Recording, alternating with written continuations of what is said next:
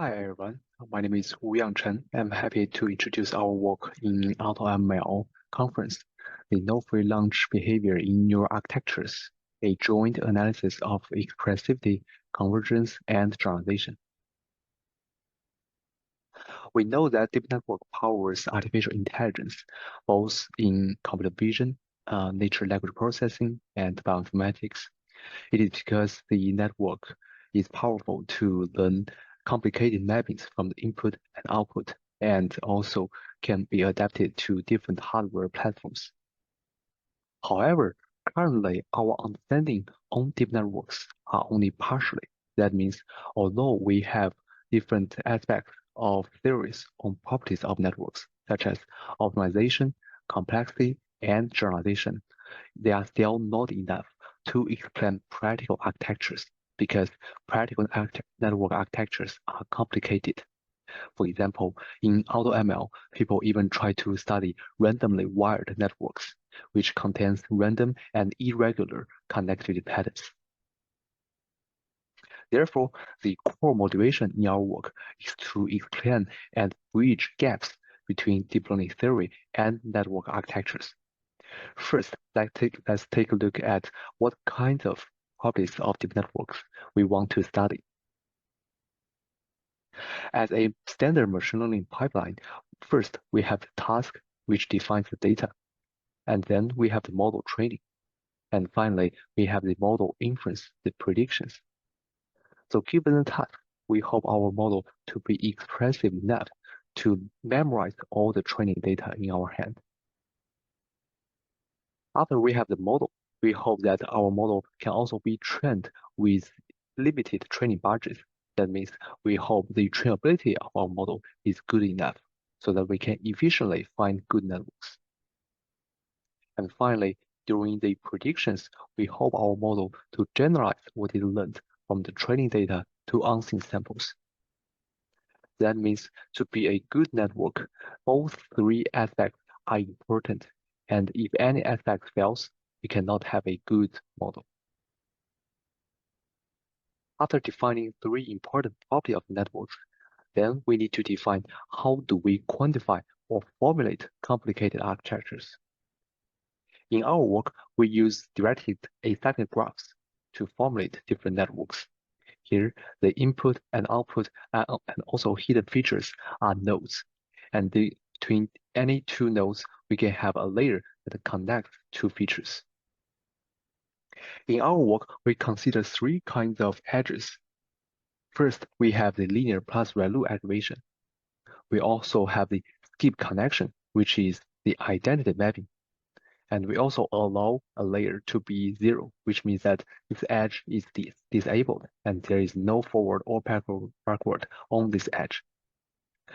With this graph space, we can actually formulate many complicated and practical architectures, such as MLP networks and also residual networks. Furthermore, we abstract two important aspects of these graph-formulated architectures. First, we define the topological width of the graph, which is equal to the number of end-to-end passes, those passes that can connect from the input x0 to the final output xh. We also define the depth, topological depth of the graph, which equals to number of linear plus ReLU layer on a specific path. That means the more ReLU plus linear layer on that path, the deeper it will be. The core results in our work are highly dependent on these two aspects.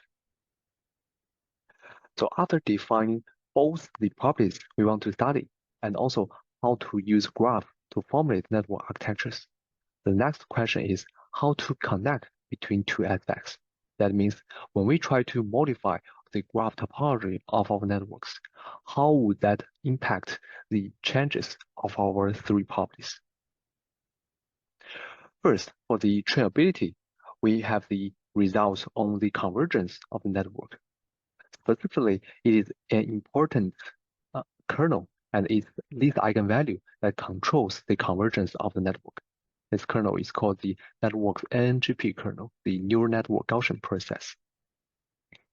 Specifically, when the network is wide enough, any two inputs and its hidden features can formulate joint Gaussian distribution. We also empirically verified the larger the least eigenvalue is, the fewer the epochs required for a network to train efficiently. So the question becomes, what kind of network can give us large least eigenvalue, which will lead to faster convergence? In our work, we connect the least eigenvalue of the NGP kernel versus the graph topology of networks. Specifically, we show that to make the upper bound of the least eigenvalue larger, we need to make the network wider and also reduce the depth on each path. So that means to make the network specifically training faster, we need to make the network both wider and shallower. And we also empirically verified the distribution of the least eigenvalue on the topological width and depth. Here is the proof sketch of our conclusion on the convergence. We also analyze the expressivity. Specifically, we use the manifold curvature to characterize the expressivity of the networks. First, we can show that given a unit circle input for a ReLU network, the curvature of the network equals to the reciprocal of the norm of the input-output Jacobian. And also, we can also show that the expected norm of the Jacobian in a ReLU network equals to the summation of the depths over the path. So that means to make our curvature larger, we should make the norm of Jacobian smaller. And that means we need to make the network deeper and narrower. And finally, for the generalization, we use the neural tangent kernel and its alignment to the target labels as the characterization of the generalization gap. And in our work, similar to the convergence part, we also show that to make the upper bound of the least eigenvalue of neural tangent kernel larger, we also need to make the network wider and shallower so that we can increase the upper bound. We also empirically verified these three properties of the network and their relation to the network architectures. On the left, we show the expressivity by measuring the training loss. In the middle, we show the trainability by measuring how many epochs to reach 50% of the accuracy. On the right side, we show the generalization gap. On three plots, we can show that the darker circles, which are better for the expressivity, the darker circles are on the bottom right, which means that they prefer deep and narrow networks. However, for both trainability and generalization, darker circles are on top left, which means that they prefer wide and shallow networks. Therefore, we conclude that there exists a no-free lunch behavior in network architectures. Given a fixed budget on the number of parameters, the expressivity prefer deep and narrow networks. However, trainability and generalization prefer wide and narrow networks. That means a network has to balance its depth and width because all three aspects are important to the network. Therefore, it cannot be either too deep or too wide. At this moment, we can actually connect both the property of the networks and also the architectures of different networks. Our work can have practical implications in AutoML topics.